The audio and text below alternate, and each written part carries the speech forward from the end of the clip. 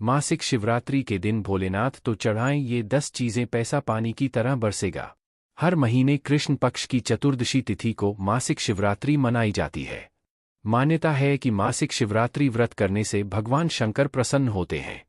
शास्त्रों के अनुसार देवी लक्ष्मी, सरस्वती, इंद्राणी, गायत्री, सावित्री और माता पार्वती ने शिवरात्रि का व्रत किया था और शिव कृपा से अनंत फल प्राप्त किए थे।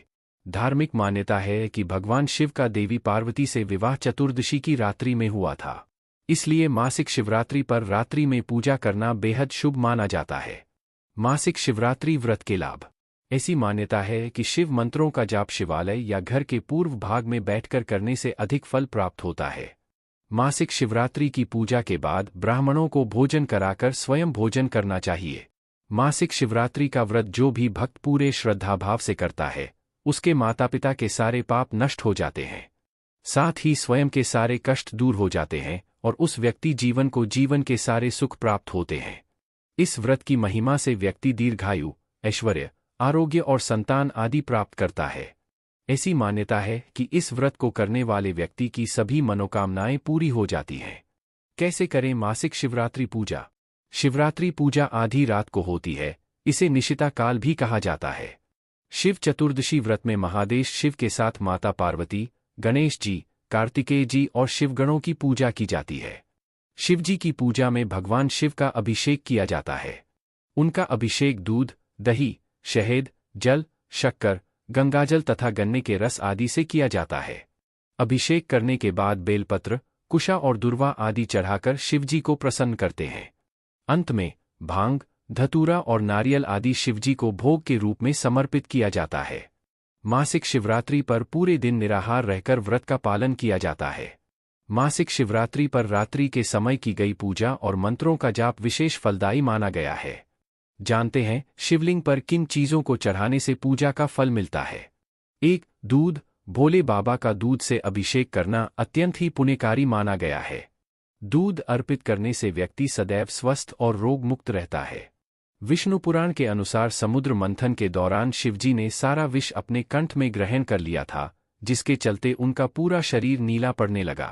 तब सभी देवताओं ने उनका दूध से अभिषेक किया और विष का असर उन पर कम हो गया। तब से ही भगवान शिव को दूध अत्यंत ही प्रिय है। 2. जल। अगर ओम नमः शिवाय का जाप करते हुए शिवलिंग पर जल अर्पित करेंगे तो आपका चित्त शांत होगा और आपके अंदर करुणा आएगी। मान्यता के अनुसार विष का प्रभाव कम करने के लिए देवताओं ने उनके ऊपर जल डाला था। तब से उनको नीलकंठ के नाम से सुशोभित किया गया। 3. चीनी। महाशिवरात्रि पर शिवलिंग पर चीनी भी अर्पित की जाती है। इस पावन अवसर पर भोले बाबा को चीनी अर्पण करना लाभदायक है। इससे आपके घर में कभी यश, वैभव और कीर्ति की कमी नहीं होगी और उनका आशीर्वाद सदैव बना रहेगा। 4. केसर। लाल केसर से शिव जी का तिलक करने से जीवन में सौम्यता आती है और मांगलिक दोष समाप्त होता है। ऐसा कहते हैं कि महाशिवरात्रि पर अगर अपने व्यापारिक दस्तावेजों पर केसर से तिलक करेंगे तो सभी अड़चनें दूर होंगी और धंधा कभी मंदा नहीं पड़ेगा।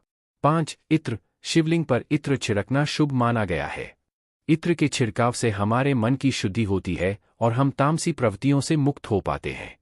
भोले बाबा पर इत्र छिड़कने से भक्तों को सद्बुद्धि मिलती है और वो कभी भी सत्य की राह से नहीं भटकते। 6. दही। शिव जी को दही चढ़ाने से व्यक्ति परिपक्व बनता है और उसके जीवन में स्थिरता आती है। ऐसी भी मान्यता है कि अगर भोले बाबा को नियमित रूप से दही अर्पण किया जाए तो जीवन की सभी अड़चनें, कठिनाइयां दूर होती है। 7. घी। देसी घी शक्ति का परिचायक है, इसलिए शिवलिंग पर घी से अभिषेक करने से व्यक्ति बलवान बनता है। संतान प्राप्ति के लिए भी भगवान शिव को घी चढ़ाए, ऐसा करने से घर में बच्चे की किलकारी अवश्य गूंजेगी। 8. चंदन। वेद पुराणों के मुताबिक महाकाल को चंदन लगाने से एक इंसान को आकर्षक रूप मिलता है और उसके जीवन में मान, सम्मान और ख्याति की कभी कमी नहीं आती। 9. शहद। शहद का अर्थ होता है मीठा। ऐसा माना जाता है भोले बाबा कभी भी किसी की तरफ किसी भी प्रकार का द्वेष नहीं रखते। शिव जी को शहद लगाने से वाणी में मधुरता आती है और दिल में परोपकार की भावना जगती है। 10. भांग। भगवान शिव और भांग का बहुत गहरा रिश्ता है। ऐसा कहा जाता है कि समुद्र मंथन के समय विष के प्रभाव को कम करने के लिए भांग का भी प्रयोग किया गया था। हमारे पुराणों में भांग को एक दिव्य औषधि के रूप में देखा गया है, जिससे चमड़ी के रोगों का इलाज संभव है। कुछ चीजें गलती से भी शिवलिंग पर नहीं चढ़ाई जाती हैं। तुलसी। तुलसी के बिना भगवान नारायण की पूजा कभी भी संपन्न होती है, परंतु भूल से भी तुलसी को शिवलिंग पर अर्पित नहीं करना चाहिए। ऐसा करने के पीछे मान्यता है कि तुलसी के पति जालंधर राक्षस का भगवान शिव ने वध किया था और तुलसी लक्ष्मी स्वरूपा भी हैं। इसलिए तुलसी का उपयोग कभी भी शिवलिंग पर नहीं करना चाहिए। केतकी का फूल।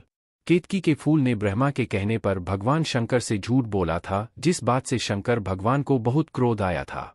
उसके बाद शंकर भगवान ने केतकी को यह श्राप दिया कि वे कभी भी भगवान शिव की पूजा में उपयोग में नहीं ली जाएंगी। नारियल का पानी। नारियल भगवान शिव को तो अर्पित किया जाता है, लेकिन नारियल के पानी से शिवलिंग का अभिषेक करने से भगवान शिव नाराज होते हैं और धन का हानि होती है। शंख। शंख से अन्य देवी देवताओं का अभिषेक किया जा सकता है, परंतु शिवलिंग पर कभी भी शंख का अभिषेक नहीं करना चाहिए। कहा जाता है कि पूर्व काल में भगवान शंकर ने शंखचूड़ नामक राक्षस का वध किया था और उसी राक्ष से उत्पन्न हुआ था शंख, जिसके बाद से ही शंख शिवलिंग पर नहीं चढ़ाया जाता है। टूटे हुए चावल। चावल भगवान शिव को अति प्रिय है, लेकिन कभी भी टूटे हुए चावल शिवलिंग पर नहीं चढ़ाने चाहिए। ऐसा करने से शंकर भगवान रुष्ट हो जाते हैं। शिवलिंग की पूजा करते समय हमेशा पूर्ण चावल ही चढ़ाने चाहिए। काला तिल। शिवलिंग का जलाभिषेक करते हुए या दूध का अभिषेक करते हुए उसमें कभी भी तिल का प्रयोग न करें। मान्यता है कि काला तिल भगवान विष्णु के मेल से उत्पन्न हुआ था, इसलिए इसे शिवलिंग पर भूल से भी अर्पित नहीं करना चाहिए। सिंदूर और हल्दी। हल्दी और सिंदूर का उपयोग शिवलिंग पर करना वर्जित होता है, क्योंकि यह दोनों सौंदर्य को प्रकट करते हैं और शंकर भगवान सदैव भस्म को अपने शरीर पर रमाए रहते हैं और वे सौंदर्य को बिल्कुल भी पसंद नहीं करते हैं। सौंदर्य पदार्थों को भगवान शंकर ग्रहण नहीं करते हैं, इसलिए सिंदूर और हल्दी को शिवलिंग पर नहीं चढ़ाना चाहिए। श्रृंगार के सामान में शंकर भगवान पर केवल इत्र का प्रयोग किया जा सकता है। माता पार्वती की पूजा में हल्दी का उपयोग किया जा सकता है।